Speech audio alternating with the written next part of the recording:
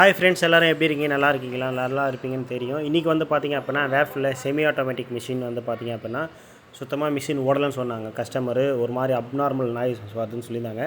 சரின்னு போனோம் அப்படின்னா அசம்பிள் போயிருந்தது. நம்ம அசம்பிளும் கஸ்டமர்கிட்ட கைடி காட்டும். மேடம் பாருங்கள், அசம்பிள் தான் போயிடுச்சு அப்படின்ட்டு அவங்க கேட்டாங்க. வெளி பக்கமே பார்த்துட்டு என்ன சார் நல்லா தான் சார் இருக்குது அப்படின்னாங்க. வேணா நீங்களே பாருங்கள் மேடம் சொல்லி நம்ம கைட்டி காத்துட்டோம். எதனால் ஆச்சு அப்படின்னு கேட்டாங்க. மேற்கொண்டு சொன்னோம், இது வாட்டர் லீக்கேஜால் ஆகிருக்கு மேடம். அதே போல் வந்து பார்த்திங்க அப்படின்னா உங்களுக்கு பெல்ட்டு செக் பண்ணுறோம். செக் பண்ணி டென்ஷன் நல்லா இருந்துச்சுன்னா அதே பெல்ட்டு போட்டுவிட்டோன்னு சொல்லிட்டோம். அதுக்கப்புறமா என்ன பண்ணோம் அப்படின்னா புது அசம்பிள் வாங்கிட்டு வந்தாச்சு. புது அசம்பிள் வந்து பார்த்திங்க அப்படின்னா இதோ நம்ம கையில் வச்சுருக்கோம் பாருங்கள். புது வீலோடு வச்சுருக்கோம். இதுதான் புது அசம்பிள். இந்த அசம்பிளுக்கு பின்னாடி வரக்கூடிய நட்டோட சைஸ் வந்து பார்த்திங்க அப்படின்னா 13. So 13 tea box வச்சுருக்கோங்க.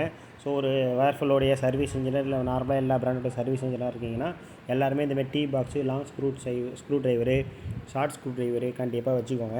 ஏன்னா இது வந்து பார்த்திங்க அப்படின்னா லாங் ஸ்க்ரூ ட்ரைவர் இருந்தால் தான் நம்ம இந்த கேப்பில் விட்டுட்டு நம்ம அசம்பிள் கைட்டத்துக்கும் மாட்டுறதுக்கும் ஒரு வழியாக கஸ்டமர் கேட்டப்போ நம்ம அசம்பிள் புது அசம்பிளை செட் பண்ணுறோம். செட் பண்ணுறது முக்கியம் இல்லைங்க. அந்த அசம்பிளை கரெக்டாக நம்ம உட்கார வைக்கணும். நம்ம தப்பாக உட்கார வச்சுட்டோம் வாட்டர் லீக்கேஜ் ஆக ஆரம்பிச்சிடும். ஸோ அதனால் டைம் எடுத்து கொஞ்சம் இந்த ஒர்க்கை பண்ணுங்கள். ஓகேங்களா? நம்ம செய்யக்கூடிய விஷயத்தை நம்ம கரெக்டாக செய்யணும். அதே போல் வந்து பார்த்திங்க அப்படின்னா அகைன் ரிப்பீட் வரக்கூடாது. ஸோ நீங்கள் தெளிவாக கரெக்டாக செய்யுங்க. அதுக்கப்புறமா வந்து பார்த்திங்கன்னா 10mm நட்டு வச்ச ஸ்க்ரூ, அதாவது போல்டு இருக்குது. ஸோ அது லாங் ஸ்க்ரூ ட்ரைவில் நான் வச்சுருக்கேன். எலக்ட்ரிக்கல் கன் போட்டு டைட் பண்ணுறேன் பாருங்கள்.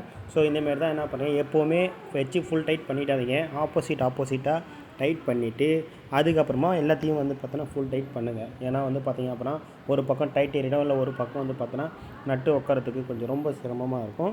ஸோ அதனால் பார்த்து டைட் பண்ணுங்கள். நான் ஒவ்வொரு 6 ஸ்க்ரூவையும் போட்டு டைட் பண்ணிட்டேன். அதே போல் நீங்களும் டைட்டுறதுக்கு இந்த வீடியோ உங்களுக்கு ஹெல்ப்ஃபுல்லாக இருக்கும். நீங்கள் பார்த்து தெரிஞ்சுக்கோங்க. அதுக்கப்புறம் என்ன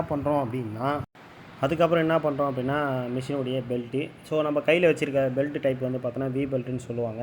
இந்த வி பெல்ட்டை நம்ம எப்படி மாற்றணும் அப்படின்னா ஃபஸ்ட்டு வந்து பார்த்தோன்னா நம்ம சின்னதில் போட்டுட்டு அதுக்கப்புறமா பெருசு, அதோட சின்ன கொண்டு மோட்ரு மேலே வரக்கூடியது புள்ளி. இது வந்து பார்த்தோன்னா ஃப்ளைவுன்னு சொல்லுவாங்க. அப்படிலாம் இதையும் புள்ளின்னு சொல்லலாம்.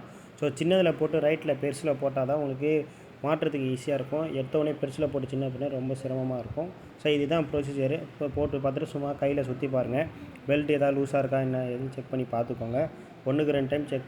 ஃபைனலாக நம்ம என்ன பண்ணுறோம் அப்படின்னா அஜிலேட்டர் எடுத்து சும்மா லைட்டாக வாஷ் பண்ணிவிட்டு அதுக்கப்புறம் வந்து பார்த்திங்கன்னா அஜிலேட்டரை நம்ம ட்ரம் உள்ள ஃபிட் பண்ணுறோம். ஸோ இதை ஃபிட் பண்ணும்போது கரெக்டாக ஃபிட் பண்ணி கையில் சுற்றி பாருங்க. அதே போல் இதுக்கு வரக்கூடிய நட்டு வந்து பார்த்திங்கன்னா 10mm சைஸு. இதை நீங்கள் என்ன பண்ணுறீங்க அப்படின்னா கொஞ்சம் ப்ரொசீஜராக பார்த்து போடுங்க. மைனஸ் ஸ்க்ரூ ட்ரைவரும் யூஸ் பண்ணலாம், இல்லைனா 10 டீ பாக்ஸும் யூஸ் பண்ணலாம். அதுக்கப்புறம் என்ன பண்ணுறேன், எலக்ட்ரிக்கல் கன்னை வச்சு நான் வந்து பொறுமையாக டைட் பண்ணுறேன். நான் வச்சுட்டு எலக்ட்ரிக்கல் கன்னை வந்து பார்த்தோன்னா டார்க் செட் பண்ணி வச்சுருக்கேன். 3, 4 அந்தமாதிரி டார்க் நம்ம செட் பண்ணிக்கலாம்.